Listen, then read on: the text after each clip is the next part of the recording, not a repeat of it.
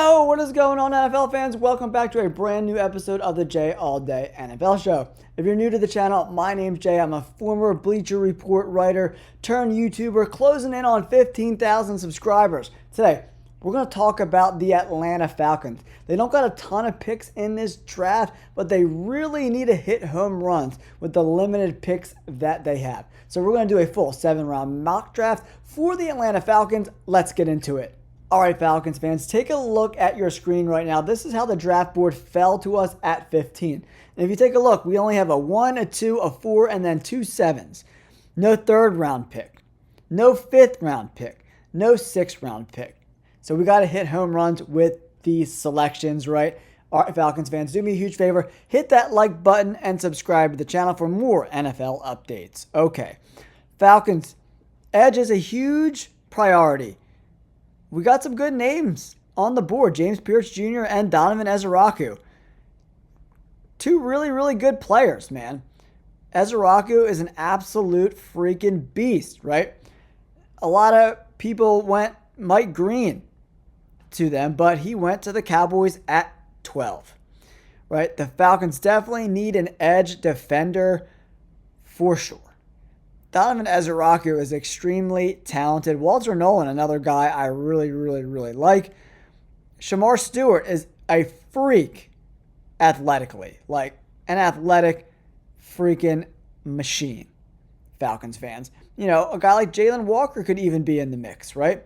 But for me, I think James Pierce Jr. makes the most sense. 2 back-to-back very productive seasons, 21 sacks. They need to turn pressures into sacks. And James Pierce Jr. can do that. He does come with some off-the-field stuff, but I like him. I think he's extremely talented. His draft stock's kind of been all over the place. I do like Donovan Ezeraku, too. He's only had 1 super productive year in college, but he was great. He was unbelievable this year.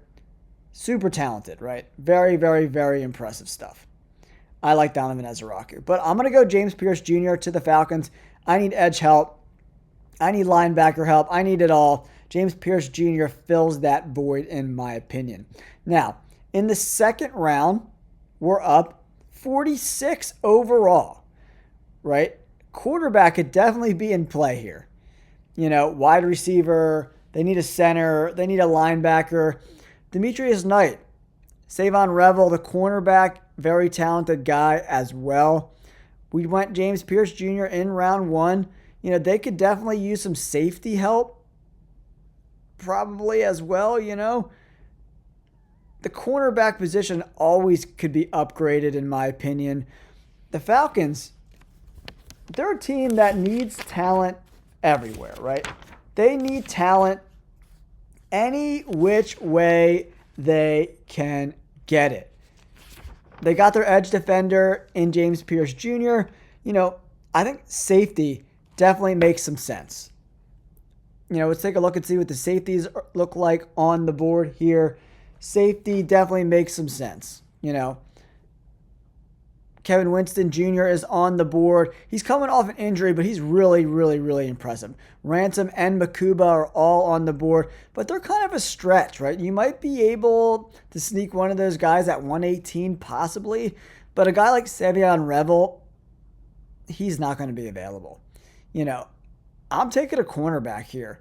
Demetrius Knight does look pretty appealing as well. Back-to-back really good years, but it's probably an overdraft for a linebacker in my opinion. Alec Iomanor, but like Savon Revel, if he doesn't get hurt, he's a day 1 pick 100% of the time. I'm going Savion Revel to the Falcons. Now, we're up all the way down at 118 overall. Wide receiver could be interesting here, you know. Cool, like, oh man. Wide receiver, Torrey Horton's on the board from Colorado State. Pretty productive guy. 6'3", 185.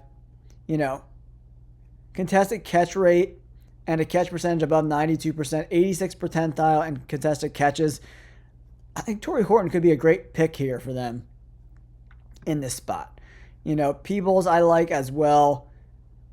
None of these other guys are screaming to me. But, yeah.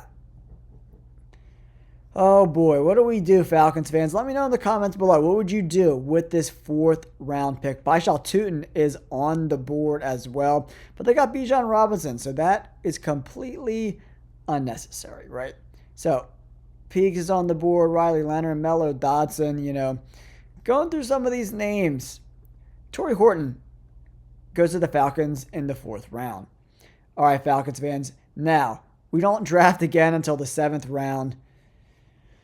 Michael Penix Jr. isn't going to be happy because there's not a lot of meat on the bone here. We got a receiver. We got 2 defenders. I think the defense needed a boost more than anything in this draft.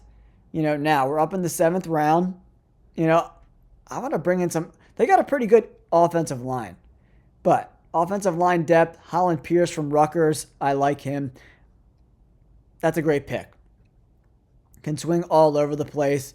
And Ventral Cypress, another cornerback, could be really interesting as well. He's banged up a lot. The guy seems to get hurt very, very often. I'm going to check out linebackers for us here. Some off-ball linebackers. Medrano, Jalen Walker from Indiana, pretty solid player. 80 grades every single year in college. Excellent run defender. Even really good against the pass.